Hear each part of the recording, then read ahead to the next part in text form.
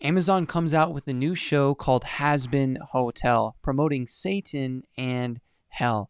Amazon is definitely starting to get a little bit sketchy. I'm going to show you the intro to the first episode here. But Amazon is definitely treading on some interesting waters. First, we had Amazon One, which allows you to pay with your palm, which we know as Bible-believing Christians can be linked to the end-time prophecy in the book of Revelation.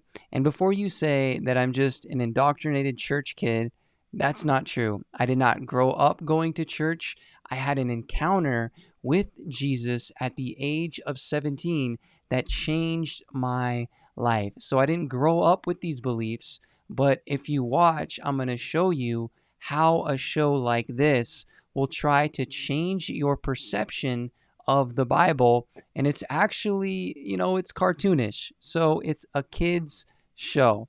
First, let me share this verse with you in Revelation. It says, "He causes all, both small and great, rich and poor, free and slave, to receive a mark on their right hand or on their foreheads, that no one may buy or sell except one who has the mark or the name of the beast or the number of his name." So it's talking about the mark of the beast, saying that anyone who does not have this mark of the beast on their hand or on their forehead cannot buy or sell. Amazon One is trying to implement a pay by palm method. So we're just tapping in to the very beginning of these things. And now we have Amazon coming out with shows like this.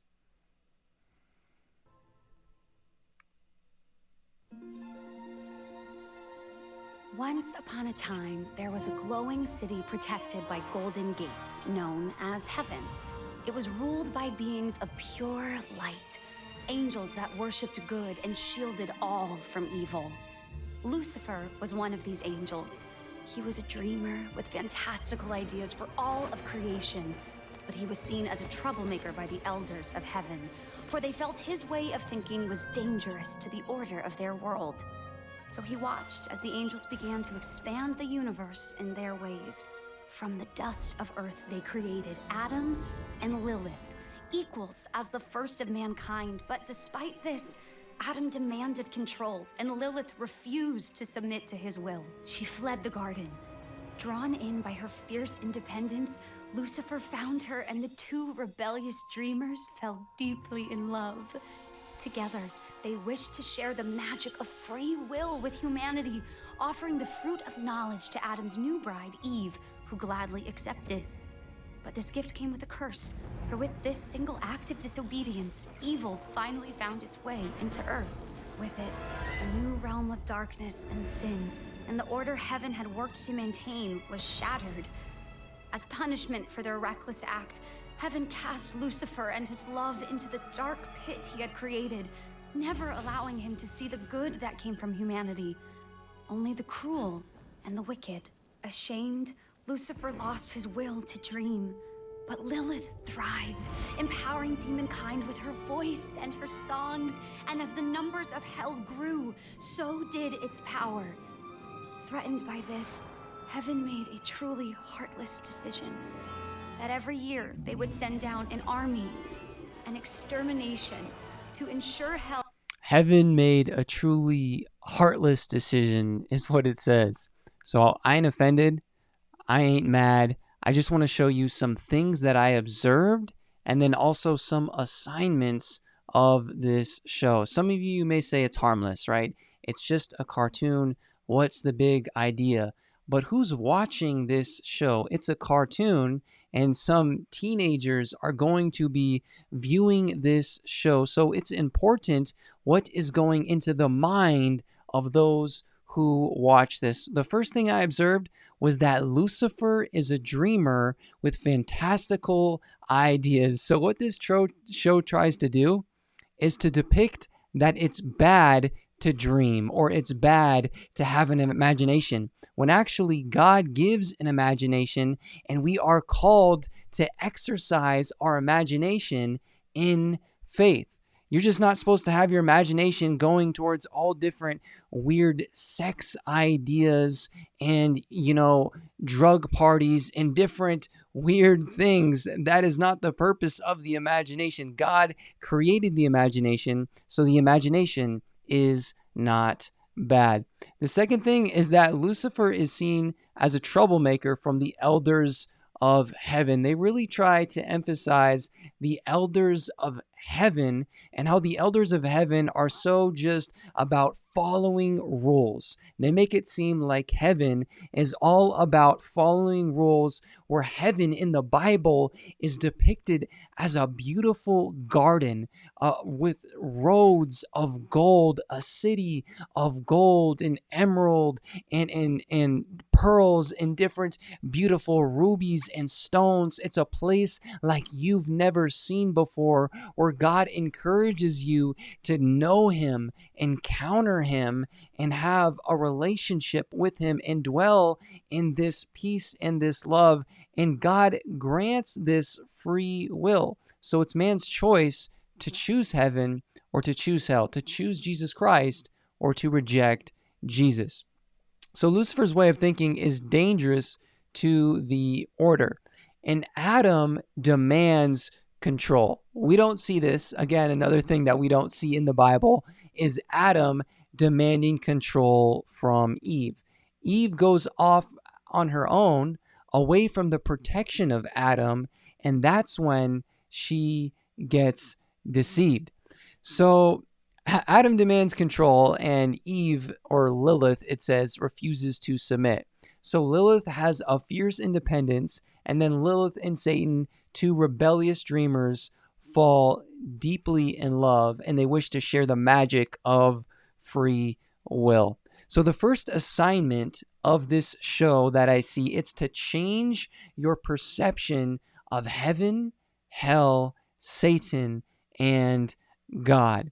So it's a lot easier to change your perception of the truth than to deny it as false.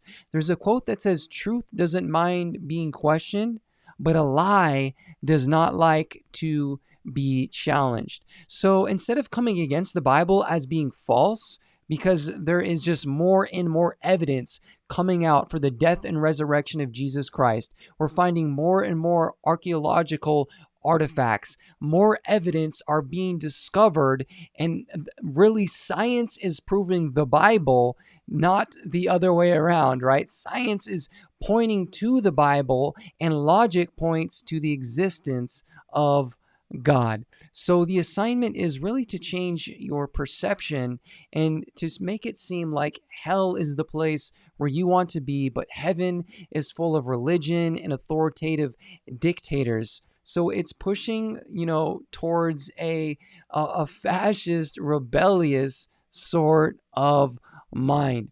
And the second assignment that I see is to depict Satan as a victim and the rulers of heaven as being overly authoritative dictators that don't like fun or imagination.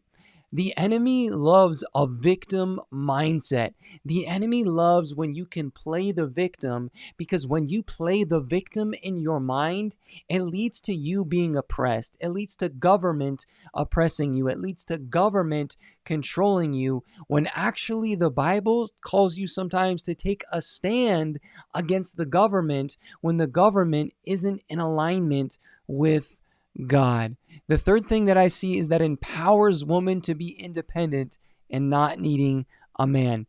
It's creating an assignment against the nuclear family, which is the family between a man and a woman, a strong bond of love that God created, and then to have kids, right? This is what allows a society to flourish, is a healthy family. Healthy families are the foundation to prosperity in a nation. So if the enemy can come against a healthy family between a man and a woman that has kids, then they can destroy the very core of a nation. And the fourth thing that it does is that it wants to inspire you to rebel against God and the Bible by painting a false picture of heaven and a beautiful imaginary wonderland in hell. So again, it's a lot easier to change your perception of the truth than to just deny the truth as false. The truth will stand the test of time. No matter how much you come against the truth, it will continue to be true, strong, and strong again. And one thing that you will see is that when you examine the death and the resurrection of Jesus Christ that happened 2,000 years ago, there's an overwhelming amount of historical evidence coming from eyewitness accounts inside of the Bible and outside of the Bible. We have writings of nearby rulers. We have writings even in ancient Chinese civilizations that testify to the Bible. The amount of evidence that we find coming back from Noah's Ark, and how journalists have said that there is, according to the evidence that they've found, an overwhelming amount of evidence for a cosmic, meaning a worldwide flood around 12,000 BC. We are coming out with more and more evidence of the Bible, and so the truth will be exposed. The enemy doesn't want you to just see the truth. He wants to just change your perception of that truth. Amen. God bless you. Be wise in these times. Know the word, because we are living in some interesting times. God bless you.